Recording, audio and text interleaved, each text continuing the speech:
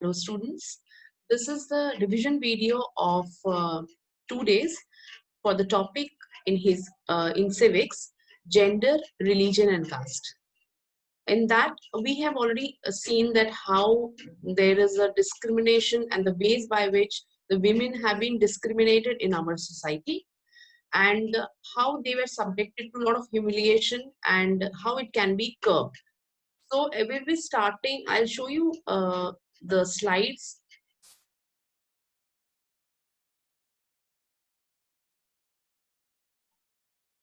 So for the second day that we discussed was women political representation. So the demand for the feminist movements were equal rights for women in all spheres of life. And second was extension of right to vote. Third point was enhancing political and legal status of women. Fourth point, improvement in educational and career opportunities for women. As we have seen earlier that, women, about 54% of the women were literate or are literate, whereas as compared to 76% men. So that has to be changed. Now, if you can see uh, the status of women's participation, or sorry, representation in India's legislative body, you can see that India is so less. In Lok Sabha, it is not even more than 10%, and in state assembly, it is as low as 5% of representation. So now we have to increase the representation of women in the uh, Lok Sabha and state legislative bodies. So what can be the steps that can be taken to improve women's representation in the politics?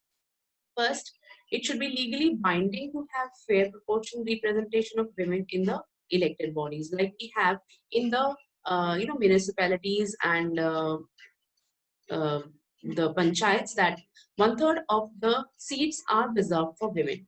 That should also be there in Lok Sabha and state assemblies. Second point, some seats should be reserved for women in the state assemblies and in Lok Sabha. Third point for state rules discussion was political parties should give proper representation to women members. That is what we discussed on day 3. Sorry, on day 2. Day 3, what we have discussed was the topics discussed in gender, religion and caste was religion, and the second one was communalism and politics. Uh, the first thing that we discussed was relation between religion and politics, as Mahatma Gandhi used to say that religion can never be separated from politics. According to him, politics must be guided by ethics drawn from religion. That is, whatever good things we have in all the religion, like all the religions have something good to give. So all the good things that a religion has should be taken up and should be incorporated in politics. Next, and second, human rights group have argued that most of the victims of communal riots in country are people from religious minorities. They have demanded that government should take special steps to protect them. Third point that we discussed was women's movement have argued that family laws of all religions should be same. That means all the religions should have similar family laws, unlike other ways where we have different religions having different laws for them, which should not happen.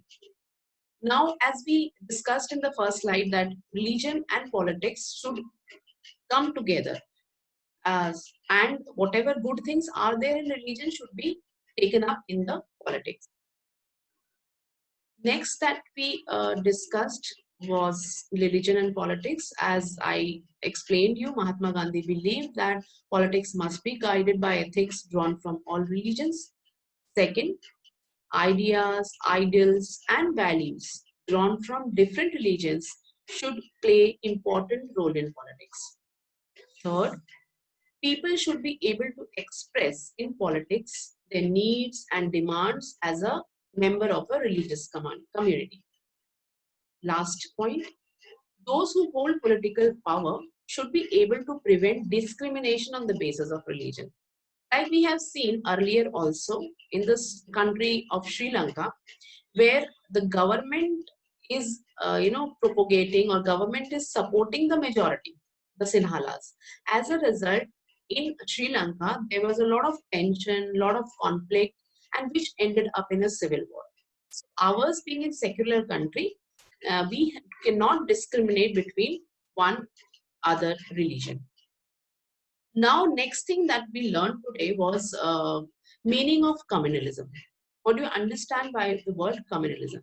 Communalism is a situation when a particular community tries to promote its own interest at the cost of other communities.